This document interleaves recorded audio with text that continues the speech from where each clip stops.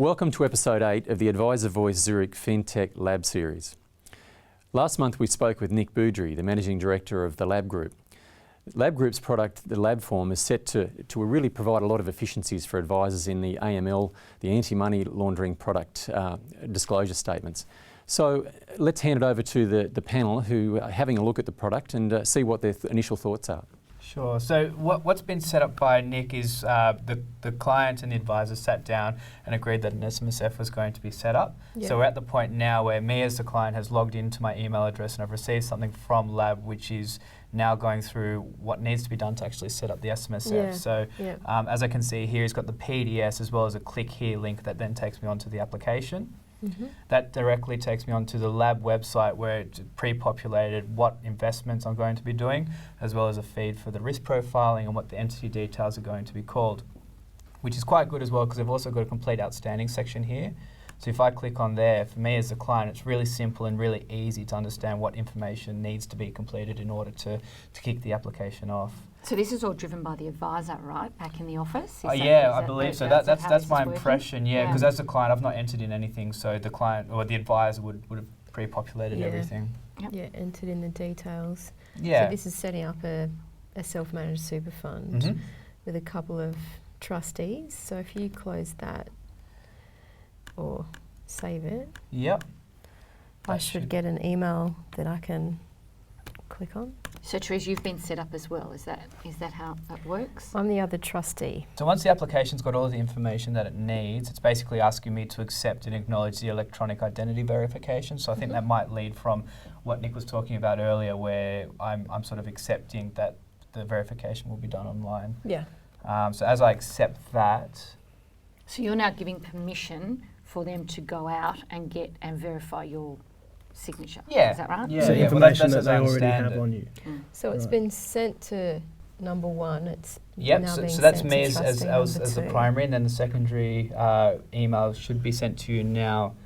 As it's saying here. So I guess if you've got a husband and wife client, for example, it'd be great because I could do this in my office, and then if you were at your work or whatever you're doing, then you could do it independently of that, which is just a great streamlined way, because I guess the alternative to this would be doing it in person via post and back to the advisor's office, and it can take weeks to get paperwork with back. multiple trustees, definitely. This is pretty straightforward.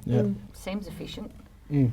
I wonder if it has an alert to bring up when something then becomes out of date. Yeah, I was thinking that, like your driver's license or whatever, or a wholesale investor certificate or something like that. Yeah, because quite often that's something where you can really get caught. Yes. Is that you think you have ID for the client, but that would be ideal if it was coming up with something that said. But also, it's still feeding through to the end vendor, like the the cash account or whatever that's doing the processing. So they would still at their end have to sign off on the account to establish it. I guess that there's that mechanism at the end there, but still would be a lot more efficient if there was an alert. Well, that kind of raises a really good point, though, right? Because if as the product provider, if this feeds directly into Macquarie, then what options do I have? Can I directly buy property through a mechanism like this, or can I create an investment account with any platform provider, or what are the limitations there? Because if this is used across the board, then really it's endless opportunity. It's like I think he said there was 40 institutions that use it. So as that expands, you can do everything through sort of that one. Yeah. Well, it certainly sounds like it's a product with an application in the financial planning industry. So let's get Nick back into the discussion and allow you to just fire off some questions to Nick. Nick, the panel have had a chance to review the product and look at a few things and to get an initial introduction to it. Let's hand over to the panel because I'm sure they've got some questions for you. Okay. My question was around the application that we actually used. So what was the origin of that? Was that the product provider's application that had the lab spin on it, or was it a lab application and that goes into the product provider? That was just a lab form demo instance configured in a particular way. Okay. But if you went to each individual organisation and went through their onboarding journey, you would have varying data capture, different product disclosure statements, of course, in relation to those products. So things can be configured very differently between the organisations. Right. Great. So just conscious of having to replicate data from different system to system, is there feeds from, say, an X plan that will that will auto-populate this, or do you have plans to do that? Yes, there is a feed there that Xplan produces. We have what we call an Initiate API, which is basically a web service where we can take a payload of data in XML format or whatever format we receive it in, and then we have like a loader that just creates a new in-progress application, initiates the application and auto-populates whatever it can get from that file. And what's the pricing structure? Is there a dealer group pricing? Is that a monthly fee? What's the situation there? We price it at the licensee level, and it's a cost per application basically. So it's around about $8 per application, and that's when it's fully completed. That is, all the electronic signing's been done, and then all the electronic verification services happen, and there's additional transaction fees for those verification services. And then what happens is the Australian Financial Services licensee gets a file and can distribute charges if they want to, because they've got the visibility of the advisor codes to the corporate authorised reps and where those applications have actually come from. One of our frustrations is information expiring, so passport, driver's licence. Does your system, we couldn't see that when we had a look at it, is there a way that we've actually entered that data and it can send an alert to let us know when something's due to expire? Well, AML is about give me your ID now, and as long as that's actually valid at the time, then there's no need to actually actively go back to the customer and check whether their ID is expired in 6 months' time. We have done, similar exercises around remediation, where we've had to re-risk profile people to reissue an SOA, which LabForm can do as well. So we've reinitiated using that Initiate API, and that's a way to reach back out to customers in a new application and for them to submit new data. So you could potentially, as part of that process, ask them to provide any updated identity information. I had a question that was niggling in the back of my mind was around where Lab would be different to, say, a DocuSign. Yep. Yeah, good question. So, I mean, Adobe DocuSign is about, I've got an Adobe PDF document, it could be anything, and I need to get this actually signed.